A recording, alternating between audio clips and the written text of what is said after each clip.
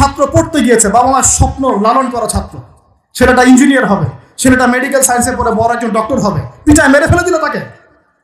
এত বড় সাহস! আর আমরা কিছুই বলতে পারলাম না, কিছু করলাম না। কি একটা অবস্থা চলছে!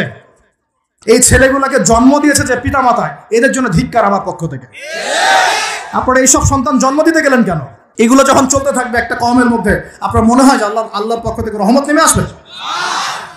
লা ইলাহা ইল্লাল্লাহ বলা একজন মানুষ যদি বেঁচে থাকে, ওই একজন মানুষের সম্মানে আল্লাহ পাক কিয়ামত দিবে না ইনশাআল্লাহ। সে একজন মানুষকে এভাবে নির্মমভাবে পিটিয়ে মেরে ফেলো তোমরা। এখন মানুষকে পেটানো শুরু করেছো। নবী সাল্লাল্লাহু আলাইহি ওয়াসাল্লাম শেষ জামানার হাদিস সম্পর্কে বলেছিলেন যে আমি এক শ্রেণীর মানুষকে দেখি নাই যারা আসবে মানুষকে নির্মমভাবে মারবে, নির্মমভাবে মানুষকে পিটিয়ে মারবে। আর আমি এখন ওই হাতে লাঠিওয়ালা ওই গ্রুপকেও খুঁজে পেয়েছি। হাতে লাঠিওয়ালা সেই গ্রুপ কোনটা জানেন? ওই যে ঘরের মধ্যে ঢুকায় যে ছেলেগুলোকে মেরে মেরে রাত্রেবেলা মেরে ফেলায়, সেটা গ্রুপের। বিভিন্ন হলে হলে দেখেন না, হকি স্টিক নিয়ে 8-10 জন মিলে এক একটা করে ছেলেকে ডেকে নিয়ে পিটায় মেরে ফেলায়, এগুলো সেই ছেলে। এদেরকে যারা জন্ম দিয়েছে ওই বাপের জন্য ধিক্কার। এদেরকে যারা জন্ম দিয়েছে এই বাপের জন্য ধিক্কার।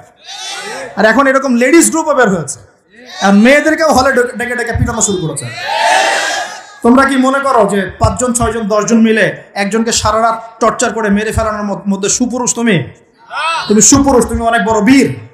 সাহসটাকে তুমি একজন মারামারি করে দেখাও না দেখি।